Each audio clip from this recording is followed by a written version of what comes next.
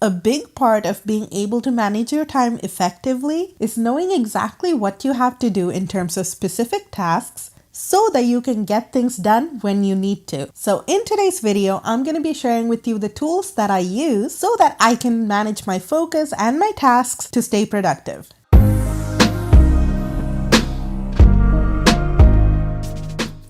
Hey guys! Welcome back to my channel. My name is Ovi, and this channel is all about the techniques, tools, and the mindset hacks that you need to manage your time so that you can take steps towards creating the life that you love. So if that sounds interesting to you, make sure you subscribe if you're new here and hit that notification bell because I create videos just like this every single Sunday. And if you do like this video, make sure to give it a big thumbs up. Let's get started on these tools that I use to manage my time, and make sure you stay till the end for some bonus tips. The first tool that I use is a technique called time blocking or calendar blocking, or I've even heard it called time boxing.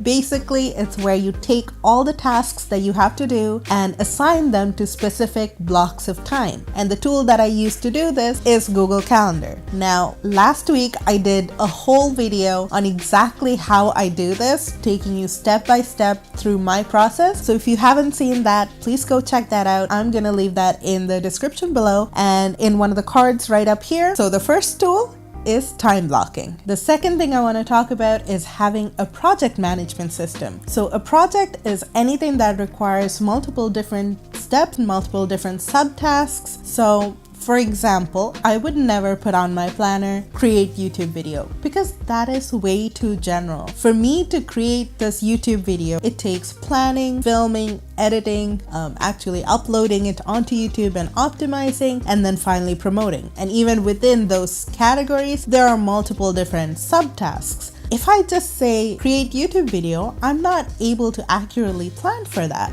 But if I break it up into all the different tasks that go into creating this one video, then I'm able to assign each of those tasks to time and get those done. So I have a plan, an actual action plan for what goes into creating this video. Now, even if you're not running a business or you're not a content creator, I am sure that you have projects in your life. Even for example, decluttering your house, that's a project, because if you're gonna declutter your whole house, that is not something that you can just write down as one task and get done in one sitting. There's gonna be different areas of your house to declutter. You may have to gather some supplies. You may have to go drop everything off at a donation center at the end that you're purging. There's multiple steps to that project. So you really need a way of planning out all the different tasks so that you can create a plan for yourself to get those things done. And you can be realistic about the amount of time that it's going to take for you to get the entire project done, and you don't just put it on as one task which then keeps moving from week to week to week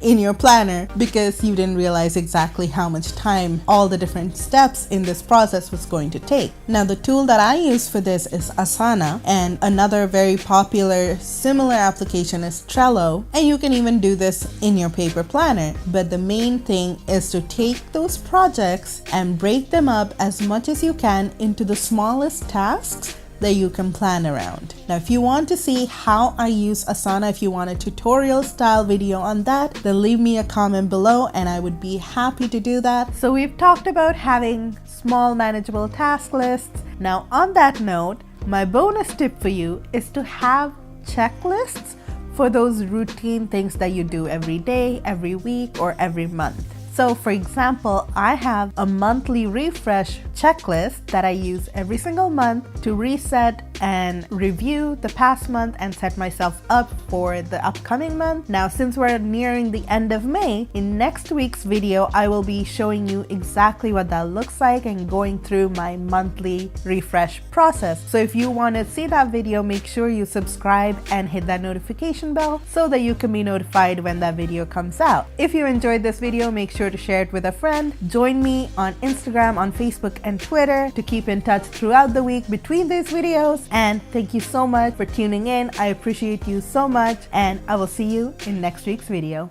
Bye guys.